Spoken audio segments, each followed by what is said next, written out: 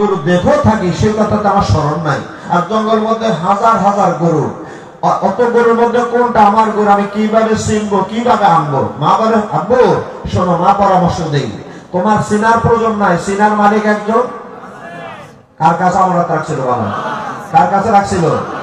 তুমি জঙ্গলের উপরে যাইয়া আকাশের দিকে চাইয়া একটা ডাক দিবা, আসমানের মালিক আমার আব্বা রেখে যাও গাভীটা আমাকে ফিরিয়ে দাও।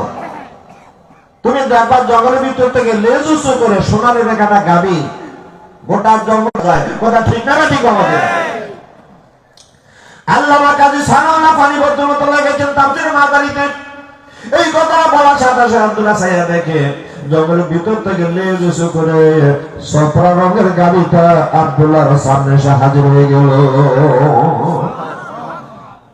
চতুর্দিকে কাফেররা ছুটে এসেছে, রাখালরা ছুটে এসেছে। কি ব্যাপারটা কেমন? গাভী তো জঙ্গল আমরা কোনোদিন দেখিনি।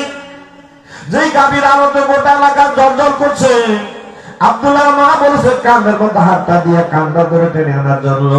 আব্দুল্লাহ যখন কাঁধের মধ্যে হাত দিয়ে কানটা ধরে যখন টান দিয়েছে, সাথে সাথে গাভীর জবান আমার আল্লাহ মানুষের মতো ভরে দিয়েছে। আব্দুল্লাহ আমার কাঁধে হাত দিয়ে হাতটা উঠাও, আমার কান ধরে যে টান মেরেছ হাত ছেড়ে দাও, কানটা ছেড়ে দাও। সুবহানাল্লাহ কইবেন আপনারা? এখনো সুবহানাল্লাহ কইবেন না? জোরে কোন সুবহানাল্লাহ? এই সুবহানাল্লাহ ওয়াজ করা লাগবে। সুবহানাল্লাহি ওয়ালহামদুলিল্লাহি ওয়া লা ইলাহা ইল্লাল্লাহু ওয়াল্লাহু আকবার।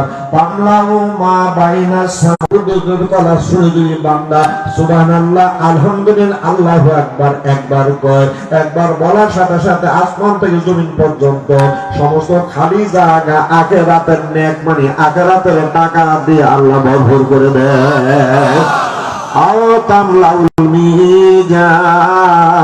দাড়ি পাল্লা দিয়ে হাসে ময়দানে বা মাপ দেয়, ওই দাড়ি পাল্লাটা সুবহানাল্লাহ নেকের দ্বারা ওযু হয়ে লোকটা জান্নাতে চলে যাবে। আরো জোরে কর না সুবহানাল্লাহ, আরো জোরে। আব্দুল্লাহ গাভীর কথা শুনে আব্দুল্লাহ কি করে বলবো? আব্দুল্লাহ গাভী না, গাভী হতো আব্দুল্লাহ এত টানাটানি দরকার নেই, আমি শুয়ে পড়ি, তুমি আমার পিঠে উঠে বসো, আর আমি সাথে তোমাকে তোমার মার কাছে বসে দেবো। সুবহানাল্লাহ। আব্দুল্লাহ বলে না, আমি মার কথা লঙ্ঘন করতে পারবো না। মা বলেছে তোমার কাঁধে হাত দিয়ে কানটা ধরে টেনে নিতে। গাভী কয় তুমি যদি তোমার মার কথা মোতাবেক আমার কান ধরে টানো, যে টানবে সে থাকবে সামনে, আমি থাকবো পিছনে। আমার পায়ের খুঁট তোমার পায়ের ফাটা সাপ খাইয়া ফাটা